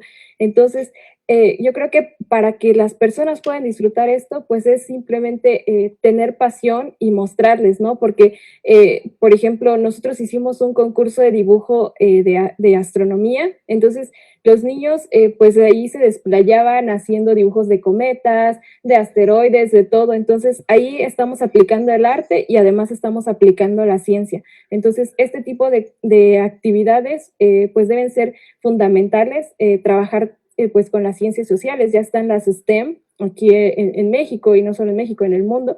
Entonces no hacerlas a un lado, porque siguen siendo ciencias y que van muy de la mano. Entonces, pues precisamente fomentar este tipo de actividades, inculcándoles a las personas el gusto y nuestra pasión por la ciencia. Es genial esta reflexión, me da en verdad muchísimo gusto y emoción todo lo que nos han platicado, todo lo que han comentado. Estoy seguro que esta primera noche cósmica virtual, que podría ser la segunda, pero es la primera porque tenemos esta trascendencia y esta importancia, nos da una enorme satisfacción. Así es que les agradezco mucho y pues vamos a seguir con las actividades aquí que nos determina el Ayuntamiento de la ciudad de Oaxaca de Juárez.